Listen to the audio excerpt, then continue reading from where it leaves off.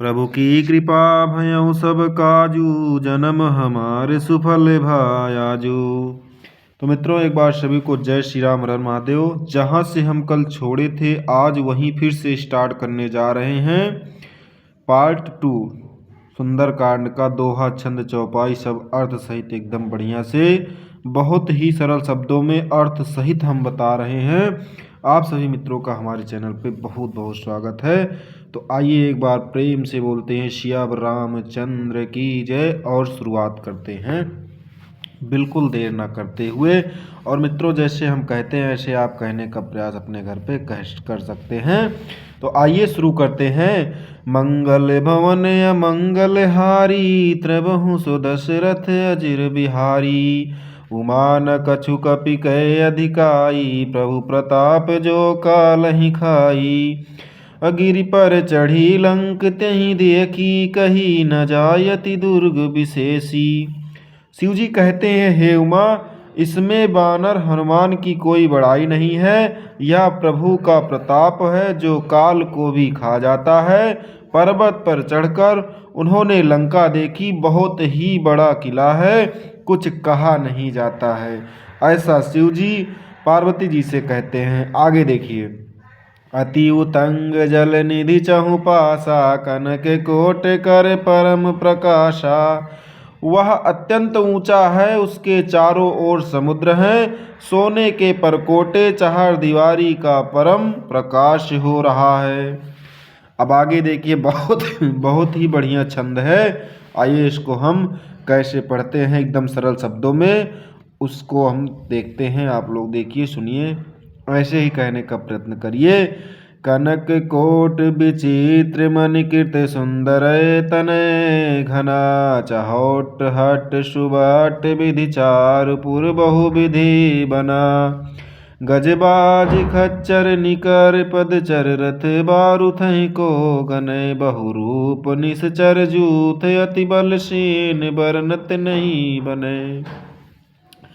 विचित्र मणियों से जड़ा हुआ सोने का परकोटा है, उसके अंदर बहुत से सुंदर सुंदर घर हैं, चौराहे, बाजार, सुंदर मार्ग और गलियां हैं। सुंदर नगर बहुत प्रकार से सजा हुआ है। हाथी, घोड़े, खच्चरों के समूह तथा पैदल और रथों के समूह को कौन गिन सकता है। अनेक रूपों के राक्षसों के दल हैं, उनकी अत्यंत बलवती सेना वर्णन करते नहीं बनती। या कहाँ का वर्णन हो रहा है? लंका का वर्णन हो रहा है हनुमान जी के द्वारा। आइए आगे देखते हैं। वन बाग उपवन वाटिका, सरकूप बापी सोहाई। नर नाग सुर गंधर्व कन्या रूप, मुनि मन मोहाई। कौमाल देह विशाल शैल, समान अति बल गर्जहि। नाना आकृहा भी रही, बहु विधि एक एक तरजहि। वन, बाग, उपवन, बगीचे, फुलवाड़ी, तालाब, कुएं और बावलियां सुशोभित हैं। मनुष्य, नाग, देवताओं और गंधर्वों की कन्याएं अपने सौंदर्य से मुनियों के भी मनों को मोह लेती हैं। कहीं पर्वत के समान विशाल शरीर वाले बड़े ही बलवान मल्ल पहलवान गरज रहे हैं। वे अनेकों अखाड़ों में बहुत प्रकार से भिड़ते और एक दूसरे को ललकारते हैं। आइए आगे देखिए। करि जतन भट को टहि, बिकट न तन नगर चहु दिसि राक्षसहि। कहु महिष मानुष धेनु, खर अज खल निशाचर बच्चहि। यही लाग तुलसीदास, इनकी कथा कछुए कहे कहीं। रघुबीर सर तीरथ, शरीर ही त्यागी, गति पई है सही। भयंकर शरीर वाले करोड़ों योद्धा रत्न करके बड़ी सावधानी से नगर की चारों दिशाओं में सब ओर से रखवाली करते हैं।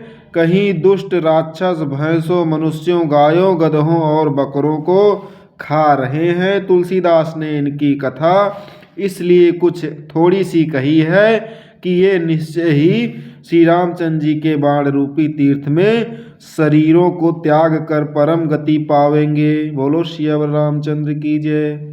ऐसा तुलसीदास जी ने इस छंद में बताया है। अब आइए आगे दोहा देखते हैं। पुर रखवारे देखी बहु रामा, कपि मन कीन विचार सिया रामा। अति लघु रूप धर्यो रामा, निशि नगर करऊँ वैसार सिया रामा। तो ठीक इसी तरीके से आगे हम लोग देखते हैं। नगर के बहुसंख्यक रखवालों को देखकर हनुमान जी ने मन में विचार किया कि अत्यंत छोटा रूप धरूं और रात के समय नगर में प्रवेश करूंगा। मशक समान रूप कपिधरी, लंका ही चले हो सुमिरि नरहरि। अनाम लंकिनी एक निश्चरी, सो कह चल से मोहि निंदरी।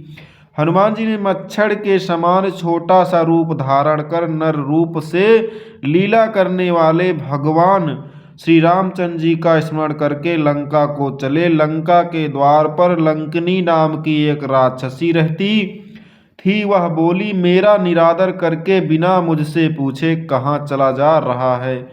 लंकिनी जो है लंकिनी जो है वो लंका के द्वार पर वहाँ का वो देख रेख करती है। वहाँ से एक चींटी भी नहीं जा सकती थी। लेकिन हनुमान जी तो एक मच्छर का रूप धारण किए थे, फिर वह कैसे बच सकते थे? क्योंकि उसे ब्रह्मा जी से वरदान प्राप्त था और उस वरदान की वजह से कोई वहाँ से पार नहीं जा सकता था। उन्होंने हनुमान जी को देख लिया मच्छर के रूप में और बोली, कहाँ चला जा रहा है मेरा निरादर करके बिना मुझसे पूछे। अब आगे देखिए। जानहि नहीं मर मुसठ मोरा, मोर आहार जहाँ लगी चोरा। मुठिका एक महाकपिहानी, रुधिर बमत धन धरनी धन मानी। हे मूर्ख, तूने मेरा भेद नहीं जाना। जहाँ तक जितने चोर हैं वे सब मेरे आहार हैं। महाकपि हनुमान जी ने उसे एक घूंसा मारा, जिससे वह खून की उल्टी करती हुई पृथ्वी पर लुढ़क पड़ी। अपुनि संभारे उठी सो लंका, जोर पानी कर विनय सशंका। जब राम नहीं ब्रह्मवर दीना, चलत विरंचित कहा मोहि चीन्हा। वह लंकिनी फिर अपने को संभाल कर उठी और डर के मारे हाथ जोड़कर विनती करने लगी। वह बोली, रावण को जब ब्रह्मा जी ने वरदान दिया था तब चलते समय उन्होंने मुझे राक्षसों के विनाश की यह पहचान बता दी थी कि अरे विकल हो सितय कपि के मारे, तब जान सुनिश्चर संघारे। तात मोर अति पुण्य बहुता, देखियो नयन राम कर दूता। जब तू बंदर के मारने से व्याकुल हो जाए तब तू राक्षसों का संहार हुआ जान लेना। हे तात, मेरे बड़े पुण्य हैं जो मैं श्री रामचंद्र जी के दूत आपको नेत्रों से देख पाई। आगे देखिए बहुत ही बढ़िया दो है। तात स्वर्ग अपसर्ग सुख रामा, धर्यो तुलायक अंग सिया रामा। अतुल न ताहि सकल मिली रामा, जो सुख लव सत संग सिया रामा। हे तात, स्वर्ग और मोक्ष के सब मुख सुखों को तराजू के एक पलड़े में रखा जाए तो भी वे सब मिलकर दूसरे पलड़े पर रखे हुए उस सुख के बराबर नहीं हो सकते जो लव क्षण मात्र के सत्संग से होता है। आगे देखिए। प्रबसी नगर की जय सब काजा, हृदय राखी कौशलपुर राजा। जैसे आप सभी लोगों से बहुत जगह यह संपुट भी रखा जाता है, प्रविश नगर की जय सब काजा, हृदय राखी कौशलपुर राजा। जैसे आप सभी लोगों से कोई पूछ ले यह लाइन किस कांड में है तो आप सभी लोग जाने रहिए यह लाइन जो है सुंदर कांड में है। ठीक है, दोहा नंबर 4 पे है, दोहा नंबर 4 पे है। ठीक है। प्रविशि नगर की जय सब काजा, हृदय राखी कौशलपुर राजा। गरल सुधारि पुकरहि मिताई, गोपद सिंधु अनल सितलाई। अयोध्यापुरी के राजा श्री रघुनाथ जी को हृदय में रखे हुए नगर में प्रवेश करके सब काम कीजिए उनके लिए विष अमृत हो जाता है। शत्रु मित्रता करने लगते हैं, समुद्र गाय के खुर के बराबर हो जाता है, अग्नि में शीतलता आ जाती है। गरुण सुमेर रेणु समताही, राम कृपा कर चितवा जाही। अति लघु रूप धर्यो हनुमाना, पैठा नगर सुमिरि भगवाना। और हे गरुड़ जी, सुमेर पर्वत उसके लिए रज के समान हो जाता है, जिसे श्री रामचंद्र जी ने एक बार कृपा करके देख लिया।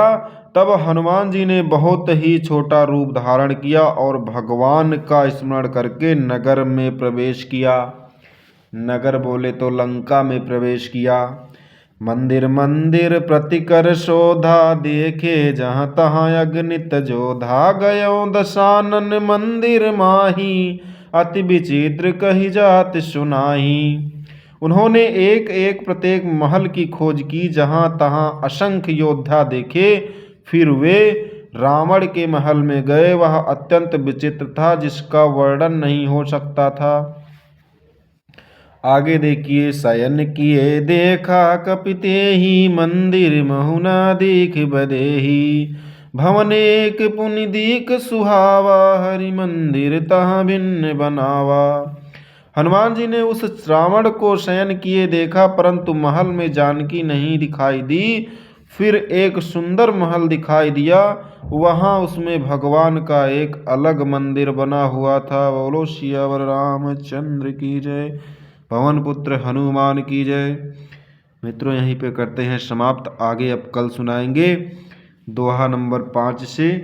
तो आप सभी लोग चैनल पे बने रहिए, वीडियो को ज़्यादा से ज़्यादा शेयर करिए, लाइक करिए, कमेंट करिए। जय श्री राम। चलते हैं।